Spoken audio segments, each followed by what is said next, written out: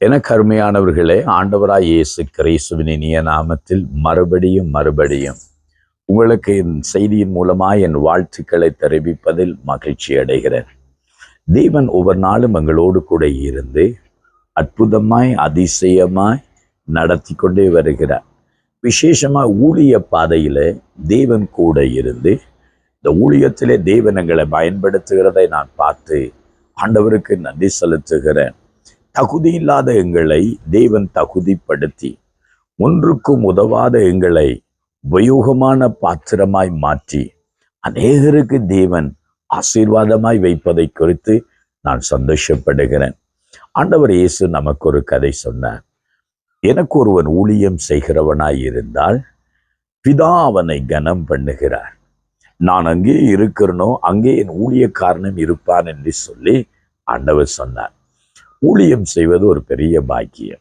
இந்த உலகத்துல பல வேலைகளை நம்ம செய்யலாம், பல வருமானங்கள் நமக்கு வரலாம், பல லட்சங்களை சம்பாதிக்கலாம். ஆனால் அதெல்லாம் இந்த பூமியோடு முடிந்து விடுகிற வேலையாகவே அது மாறிவிடும். ஆனால் இந்த பூமியில நாம் செய்கிற ஒரு பெரிய ஊழியம் பரலோக தேவனுடைய வேலையாக இருக்கிறது. அதுதான் ஊழியம். ஊழியத்தில் எங்களுக்கு எவ்வளவு ஊதியம் கிடைக்கும் என்று அல்ல, எவ்வளவு சம்பாத்தியம் எவ்வளவு பணம் கிடைக்கும் என்று அல்ல, தேவ சித்தத்தை செய்கிறோம், தேவ திட்டத்தை நிறைவேற்றுகிறோம். ஆண்டவர் ஒரு நாளும் எங்களை கைவிடவே இல்லை, இல்லை விட்டு விலகுவதே இல்லை. ஆனால் இன்றைக்கு அநேகருக்கு ஊழியம் செய்ய விருப்பம் இருந்தாலும் சிலருக்கு அவர்கள் செய்ய முடியாமல் போய்விடுகிறது. காரணம் என்ன? அவர்கள் எதிர்காலத்தை பற்றி யோசிக்கிறார்கள். ஊழியத்துக்கு வந்தால் யார் எனக்கு பணம் கொடுப்பார்கள்? ஊழியத்துக்கு வந்தால் என்னுடைய தேவை யார் சந்திப்பார்கள்?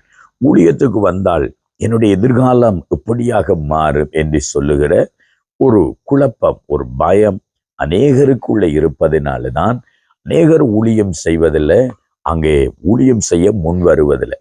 ஊழியம் நல்லதென்று அவர்களுக்கு தெரியும் தான் அநேகருக்கு. ஆனால் ஊழியத்தில் வருகிற கஷ்டங்களை எப்படி சகித்து கொள்வது, பாடுகள் போராட்டங்களை எப்படி சந்திப்பது, பண தேவை யார் சந்திப்பது என்கிறது அவருடைய பெரிய குழப்பமாகவும் அதரியமாகவும் அவர்களுக்கு இருந்து கொண்டே இருக்கிறது. இன்னும் ஊழியத்தில் வந்தவர்களுக்கு கூட ஒரு பயம் இருக்கத்தான் செய்கிறது. நான் அநேக ஊழியர்களை சந்திக்கும் போது அவர்கள் ஒரு பாதுகாப்பற்ற நிலையை உணர்கிறதை நான் அறிகிறேன். ஐயோ, நாங்கள் ஊழியம் என்று ஓடிட்டோம், எங்களுடைய பிள்ளைகளுடைய எதிர்காலம் என்ன? எங்களுக்கென்று ஒரு வீடு இல்லையே, எங்களுக்கென்று ஒரு கொஞ்சம் பணம் இல்லையே, அன்னைக்கண்டாடு நாங்கள் நடத்தப்படுகிறோம். ஆனால் என்னுடைய பிள்ளையினுடைய திருமணம் என்பது ஒன்று வந்தால் யார் அதை கொடுப்பது? என்னுடைய பிள்ளைகளுக்கு வீடு கட்டி கொடுப்பது யார் என்ற ஒரு குழப்பம், பயம் அநேகருக்கு இருக்கத்தான் செய்கிறது. ஆனால் தெய்வ பிள்ளைகள் நாம் ஒன்றை அறிந்து கொள்ள வேண்டும். நீதிமான் கைவிடப்பட்டதையும் அவன் சந்ததி அப்பத்துக்கு இறந்து தெரிந்ததையும் நான் கண்டதில்லை என்று சங்கீதக்காரன் சொல்லுகிறான். தேவனுடைய ஊழியத்தை செய்கிற தேவ பிள்ளைகள் ஒரு நாளும் இன்னும் ஒருவனிடத்துல கையேந்த ஆண்டவர் விட மாட்டார். ஆண்டவருக்கு மகிமை உண்டாகட்டும். இந்த ஊழியத்துல நாங்கள் கிட்டத்தட்ட 34 ஆண்டுகள் கடந்து வந்து விட்டேன். பல பாடுகள் உண்டுதான், உபத்திரவங்கள் உண்டுதான், நெருக்கங்கள் இருந்ததுதான். ஆனாலும் ஆண்டவருக்கு ஸ்தோத்திரம். எங்களுடைய வாழ்க்கையில தேவன் என்னை ஊழியத்திலே அதிகமாய் என்னை நடத்தி கொண்டு வருகிற விதத்தை நாம் பார்க்கும்போது 34 வருஷம் நான் ஒருவனிடத்துல கையேந்தினதும் இல்லை, கடன் பட்டதும் இல்லை. அப்படி நான் நினைக்கிறீர்களா? இவருக்கு எந்த குறைவுமே இல்லையாக்கும் நினைக்கிறீர்களா? அப்படி அல்ல. குறைவையும் நிறைவாக சந்திக்க ஆயத்தம். கிறிஸ்துவுக்காக வாழ்வதற்காக மாத்திரமல்ல, மரிப்பதற்கும் நாங்கள் ஆயத்தம் என்கிறதை தான் நான் புரிகிறேன். நாங்கள் வாழ்வதற்காக ஊழியத்துக்கு வரவில்லை, பெறுவதற்காக ஊழியத்துக்கு வரவில்லை. நாங்கள் இருப்பதை இழப்பதற்கும் கொடுப்பதற்குமே ஊழியத்துக்கு அர்ப்பணித்த காலங்கள். 1990ஆம் ஆண்டு காலப்பகுதி தேசத்துல பயங்கர யுத்த காலம். வாழ்வா சாவா என்கிறது ஒரு கேள்வியான காலத்துல பயங்கர அங்கே யுத்தங்கள், சித்திரவதை முகாம்கள், இப்படிப்பட்ட காலத்துல தான் தேவனுக்கு ஊழியத்துக்கு அர்ப்பணித்தோம். அந்த நாட்களில் வெளிநாட்டு ஊழியர்கள் யாரும் இலங்கையிலே வருவதில்லை, வெளிநாட்டு பணங்களை யாரும் கொடுப்பதில்லை, யாரும் சபை கட்டி கொடுக்க முன் வந்ததில்லை, யாராவது ஊழியர்களுக்கு உதவி பணம் கொடுக்க யாரும் முன் வந்ததில்லை. ஆனாலும் தேவனை நம்பி ஊழியத்துக்கு வந்தோம். கர்த்தருக்கு ஸ்தோத்திரம். 34 ஆண்டுகள் கடந்து வர தேவன் உதவி செய்தார். ஒரு வார்த்தை உங்களோடு கூட நான் பேச விரும்புகிறேன். சங்கீதம் 90:16 சொல்லுகிறது, உமது கிரியை உமது ஊழியக்காரர்களுக்கும் உமது மகிமை அவர்கள் பிள்ளைகளுக்கு விளங்குவதாக. ஊழியத்தை செய்கிற தேவ பிள்ளைகளே, தேவனுடைய பகுதி நேரமாய் முழு நேரமாக கூட நீங்கள் பணி செய்யலாம். ஊழியத்தை செய்வதற்கு வாஞ்சியுள்ளவர்களாக இருக்கலாம். ஐயோ, நானும் ஊழியம் செய்யணும் எதிர்பார்ப்போடு இருப்பீர்களா இருந்தால் இந்த வார்த்தையை நீங்கள் எடுத்துக்கொள்ளுங்கள்.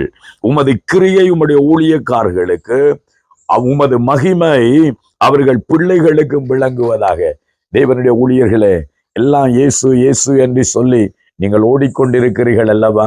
தேவனுக்காகத்தான் என்று எல்லாம் வாழ்ந்து கொண்டிருக்கிறீர்கள் அல்லவா? உங்களுக்கு கிடைப்பதையும் நீங்கள் கொடுத்து கொண்டு வேலை செய்கிறீர்கள் அல்லவா?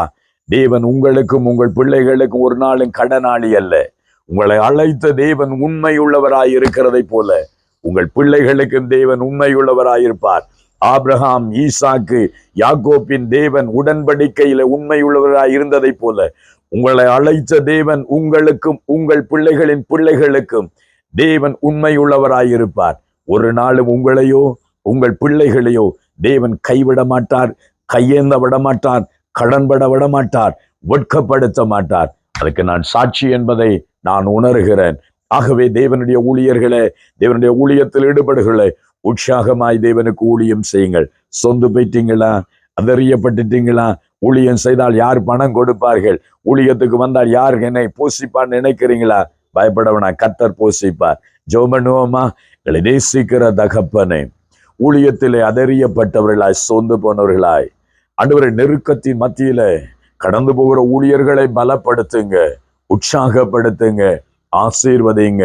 ஆண்டவரே, ஊழியத்தின் எதிர்காலத்தை குறித்த பயத்தோடு குழப்பத்தோடு தங்கள் குடும்ப தேவைகளை நினைத்து புலம்பிக் கொண்டிருக்கிற தேவ பிள்ளைகள் ஊழியர்களை பலப்படுத்துங்க, தேவைகளை சந்திங்க. எலியாவை காகங்கொண்டு போஷித்த தேவன் பிள்ளைகளை போஷிக்கும்படி ஜெபிக்கிறேன். ஆசீர்வதிப்பீரான். இயேசுவின் நாமத்தில் ஜெபிக்கிறேன் நல்ல பிதாவே. ஆமேன், ஆமேன். கர்த்தர் உங்களோடு இருப்பான். ஊழியத்தை தைரியமா செய்யுங்கள். கர்த்தர் ஆசீர்வதிப்பார். ஆமேன்.